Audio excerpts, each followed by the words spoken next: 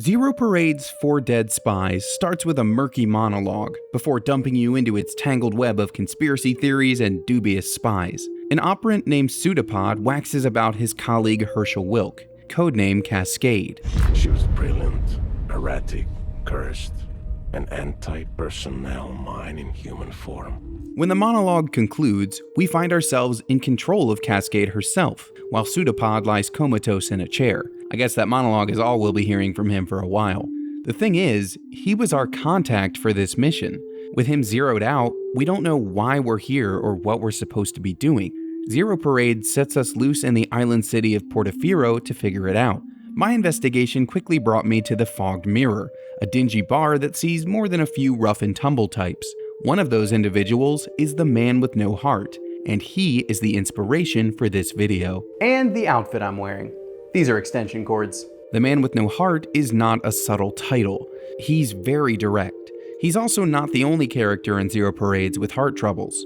So let's talk about this cardiac club, shall we?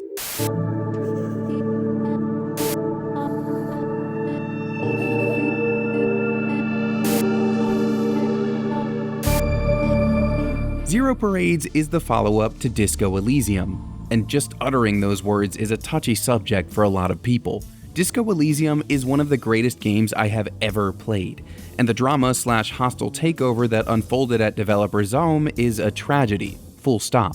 It's both poetic and ironic that I'm talking about broken hearts in Zero Parades when there's so much real-life hurt around its predecessor. But this is my channel, and I'm going to talk about Zero Parades on its own merits. In my opinion, NoClip has the definitive documentary series on Zoom, so I'm going to plug that here for anyone who wants to learn more, and then we're going to soldier on. Or spy on, in this case. Zero Parades dumps you into the streets of Portofino within a few minutes, and from there, you've just got to start questioning everyone and everything. This video may be focused on the heart, but Zero Parades highlights a bunch of different body parts. Your starting archetypes are represented by bisections of the human head, like medical diagrams showing off brain tissue and muscle. Then you've got all sorts of eyes watching you, very appropriate for a spy thriller. A secret police force known as the Weeping Eye seems to be after you, and on the friendly side, the drug dealer Goat Eyes can hook you up with a little chemical boost. Also, the game is super horny. Lots of body parts to and fro. Considering the open world nature of the game, your best bet is to walk around and investigate whatever strikes your fancy. You should follow your heart, so to speak. And of course, when I say heart, I'm not talking about the literal organ. This is a concept we all innately grasp, right? The heart, in a representative way, is our deepest sense of self. It's where our emotions are activated. It's where we make our judgments. It's where our soul is stored. Ancient Egyptian cultures and modern-day Judaism reflect this concept. Your heart is who you are, at your core, and the ones we find in Zero Parades have a lot to say about this world and our place in it. Cascade has a bullet in her heart. Well, very close to it. This video does have spoilers, but I'm gonna try my best to keep them to the game's first few missions. It's within that time frame that we learn a little more about Cascade's checkered past with a spy organization called the Opera. At some point during a particularly dangerous mission, she apparently left her old operative friends to die. Cascade made it out alive, but at the cost of living with a bullet lodged near her heart, a ballistic reminder of leaving her squad behind. They were known to the Opera as the Whole Sick Crew, and they used to do their dirty work right here in Portofino. If you elect to equip the Ghost Recorder thought, you can get periodic flashbacks of your time with them in specific parts of the city. I equipped that one immediately. Give me that backstory. In the years leading up to Zero Parades, Cascade was disciplined with boring desk work for leaving her fellow spies behind. This game is her chance at redemption. By some luck, she survived the incident back then, but now it's on her to do something with the opportunity she's been given. In the past, it was a second chance at life, and now she's taking a test to see if she's still worthy of being a spy. In my playthrough, equipping the Ghost Recorder was Cascade's first step into reckoning with the past. The way the conditioning menu is presented and the ensuing cutscene sell this as a repressed memory, not just hidden from the players, but something Cascade herself didn't want to deal with. Opening up the memory box is how she starts taking responsibility for that. A glance at the manifesto reveals 6 hearts, perfectly preserved. Flashbacks then come pouring out as reminders of who the whole sick crew really were. For example, there's Estoc, an older woman with seniority over Cascade, who helped cover up some of her early mistakes when she first joined the opera. On the flip side, there's Carolina, a bit younger than Cascade, and someone whom she took a romantic interest in.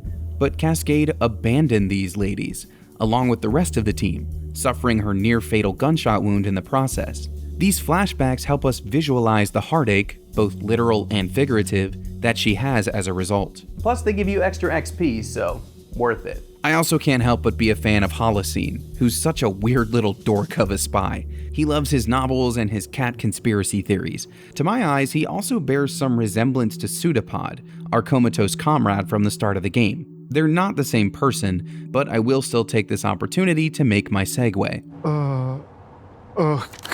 Cascade's heart is the starting point for this redemption story, but where it winds up in the end is not predetermined. In fact, we get warnings about what could happen to our hearts if we're not careful.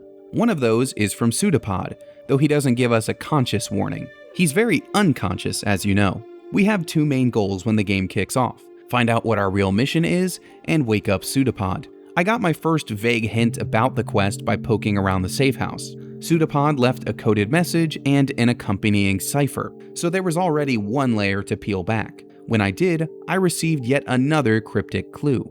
For Cascade, all will be forgiven. As the redemptive through line of the game became clear, this clue started making a lot of sense. As for bringing my partner back to the waking world, well, that required a lot more legwork. A very unstable doctor, at least he claims to be a doctor, named Gonza gave me some drugs to make Pseudopod swallow. They didn't work. Diagnosis: a dead heart. The resolution to this problem won't be in this video, so hopefully that helps you gauge the spoiler level a little better. As for what led to Pseudopod's heart death, it all comes down to one word: overstimulation. Remember when I said the game is super horny? Turns out it was too much for this poor guy. He was found with the calling card for a phone sex line in his pocket, and based on the roleplay I had with the same lady, those calls can get crazy. I pull you in, on top of my spinning saw, smiling as your guts spill over me. On top of that, Pseudopod had been spinning a record from a Elysian pop star before he went cold. Well, he at least spun it once. This particular recording was designed to be played a single time, at which point it erased itself. Now that's a Hideo Kojima idea if I've ever heard one. Anyway, all of this is meant to serve as a warning to us. Portofino is a city full of sensual experiences, and if we're not careful, they will end up hurting us. Pain can very easily come after pleasure. In fact, it's a literal game mechanic we have to work with. There are 3 meters in the bottom left corner that show Cascade's current state. Pushing ourselves too hard can raise our fatigue, anxiety, or delirium. Anxiety tended to spike the most for me, which is honestly pretty appropriate. When these levels get too high, they affect our skill checks. If they max out, they reduce one of our governing stats by an entire point. We can mitigate this with successful skill checks and substances. Yet even these come with trade-offs. Drinking certain beers reduces your anxiety but raises your delirium. Likewise, smoking different cigarette brands can reduce your delirium but raise your fatigue. Even weed will greatly reduce your anxiety but leave you in an altered state of mind for a while. Getting through this game requires a moderate balance of these vices. If you're not careful, you might go the same way as Pseudopod and his dead heart. Even worse, you could end up with no heart at all. Opera. One of you to drop by. Now we're back to where the video started, speaking to the man with no heart. The first encounter with him is intense. He knows who we are, both codename and real name, but we don't recognize him, at least at first. The conversation only gets more unsettling from there, as he coldly talks about body parts being sold on the black market. Cascade's close call of a heart would fetch a premium, he says. If you pass a tough records check, you'll be able to put a name to his aged face. The man with no heart used to be a spy himself, codename Hausman. He was the man behind the curtain of some significant historical events, and now he's got his eye on the current generation of operants, namely Cascade. This was your old haunt, was it not? Hausman signals 2 things. First, had the bullet actually pierced Cascade's heart, it's apparently possible to live without one in this world. Hausman proves that with his wired-up blood box sitting beside the table. We just don't know if he willingly sold his heart, had it removed electively for medical reasons, or had it taken forcibly during a mission. He probably needs to think of his lungs next with all that chain smoking. Second, Houseman is a possible future for Cascade. Yes, her heart is still physically intact, but if she doesn't follow through on redeeming herself with this mission, she may end up emotionally heartless, rattling off cold hard facts with zero tact, just like Houseman here. His arc is complete. We know what he's done, and we can presume how those choices made him the man we see before us. Cascade has to consider that she might be talking to her own future. Likewise, she can keep these conversations in mind when she addresses the next generation of spies. Houseman is the old school, and Cascade is from the current class, but there's also a wave of espionage freshmen on the rise in Zero Parades. Our first big mission is to track down Tempo, aka Taxman, who was once part of our whole sick crew. Unfortunately, we're too late, as there's nothing but bloodstains in his office. On the way out, we have to lose a tail in the bootleg bazaar, with the opportunity to hop in the back of a truck with a mysterious teenage girl. Come on, time to move. This is Yana, and it turns out she's Taxman's niece. Fun fact, Yana is also how a southern lawyer addresses the judge. Yana dropped out of school and ditched her parents to be a part of Taxman's operation. She's primed to enter the world of spycraft, perhaps even joining the opera proper someday as a legacy admission. I love that Zero Parades presents us with both generations that bookend Cascade. Houseman and his missing heart serve as another warning about what we might become, while Yana is a chance to pass on what we've learned, helping her avoid similar mistakes. But there's an even younger group in the mix here.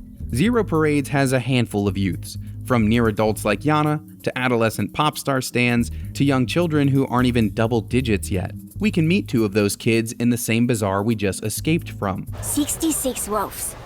They make it in La Luz. The little girl and little boy are watching 66 Wolves, an anime marketed to kids that also seems to carry propaganda from foreign interests. The show gets its name from a girl with her own form of broken heart. It has 66 chambers, each inhabited by a different wolf. There's a very obvious meme I could joke about right now. The writing in Zero Parades is full of specific details. You can ask the kids to name all 66 wolves, and they totally will. What you get is a long list that sounds like a brainstorming session for Metal Gear villains. Zealous wolf, tyrant wolf, raging wolf. Sniper wolf. And that's the second Hideo Kojima reference in this video. In any case, it's obvious that this anime has more going on under the surface, and its presence in the game also carries a deeper meaning. Just think about what these heart wolves, or wolves in other media contexts, usually represent. First, there's the idiom of a wolf in sheep's clothing. It's the idea that a dangerous person may be presenting as kind and caring. They may appear to be doing good in the world, when in reality there is something nefarious happening behind the scenes, much like how spies operate. It's tough to tell who you can trust in Portofino. Then there's the whole acting motif that Zero Parades presents. We work for the opera, and active field agents are considered, quote, in theater. The hero of 66 Wolves has dozens of personalities, or faces, or characters within her heart. So do we. At the end of the day, Cascade and every other operant is an actor. They are playing pretend. It's just that their audience is made up of world governments and shady organizations. Enter, aka L'Empire Sans Territoire, aka the Bank. And so, 66 Wolves isn't just a bizarre anime for the sake of world building. This broken heart with way too many chambers symbolizes all the choices we may make during the game, and the characters Cascade will play to accomplish her goals. That could be as simple as the clothes she's wearing, the dialogue choices and skill checks she chooses, or the character sheet and specific skills that get fleshed out during the course of the game. This is the most meta of the hearts I wanted to talk about. Maybe it's not fair to call this particular heart broken, but it is at the very least multifaceted. The chambers we choose to visit, the wolves we choose to reveal or keep in disguise, who we are as a spy, all of this determines our unique path through the game. As for where the path leads and how these broken hearts get mended, I'm gonna leave that up to you. I've already spoiled enough, and I want you to play this game too. When you sit down for Zero Parades and step into Cascade's shoes, you'll see these hearts for yourself. They may be broken, but they are still pumping the narrative lifeblood through the game. Cascade nearly lost hers when she was shot, and she's been carrying that arterial reminder of betraying her crew ever since. This game and its unassigned assignment are a shot at redemption. How the mission goes is up to us, but there are other broken hearts to warn us about the possibilities. Pseudopod has suffered a heart death from overstimulation. If we're not careful in our indulgences, we could easily go the same way. Hausman, the man with no heart, is a spy from the previous generation who only deals in cold, hard facts. We might end up like him, which would mean training up the younger generation like Yana without any warmth or empathy. Then there's the 66 Wolves anime, with its absurd number of chambers representing all the possible ways we could conduct ourselves during this visit to Portofino. I'm keeping the true nature of Cascade's mission under wraps, but there are many resolutions. Play Zero Parades yourself and you'll end up in a different place than I did. After all, everyone deals with heartbreak in their own way. This is wrong. You shouldn't be here. This should be happening to someone else. Hey, thank you so much for watching this video. If you like what I'm doing here on Framework, you can hit that subscribe button right above my head. That would help me out a lot. You can also watch another one of my videos to the left if you're interested. You can also click over there to support me on Patreon, just like these lovely people on my right. Thank you very much for watching again, and I'll see you in the next one.